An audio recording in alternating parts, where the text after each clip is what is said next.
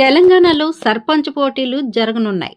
ఈ సర్పంచ్ పోటీలకి లవర్తో నామినేషన్కి వచ్చాడు ఓ యువకుడు.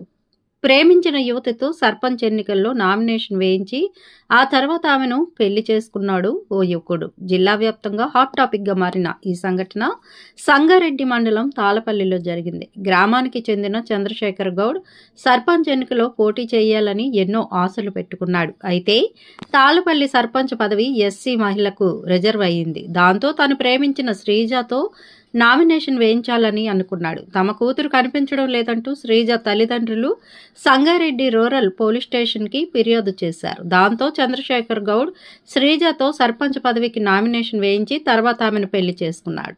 ఈ ప్రేమ జంటకు సంగారెడ్డి ఎమ్మెల్యే చింతా ప్రభాకర్ మద్దతుగా నిలిచారు. వారితో కలిసి నేరుగా పోలీస్ స్టేషన్కు వచ్చి పోలీసులు వారి కుటుంబ సభ్యులతో మాట్లాడారు. ఈ సందర్భంగా చంద్రశేఖర్ గౌడ్ శ్రీజ మాట్లాడుతూ గ్రామాభివృద్ధి ధ్యేయంగా ఈ ఎన్నికల్లో పోటీ చేసేందుకు నిర్ణయించుకున్నామని తెలిపారు.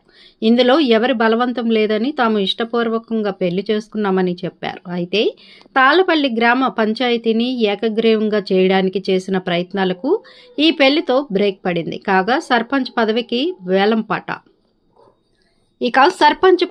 వేలంపాట కూడా జరిగింది.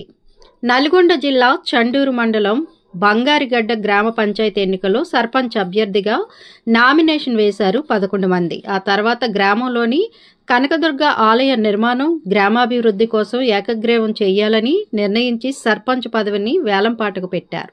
73 లక్షలకు వేలంపాటలో దక్కించుకుంది మహమ్మద్ సమీనా కాసిం అనే అభ్యర్థి.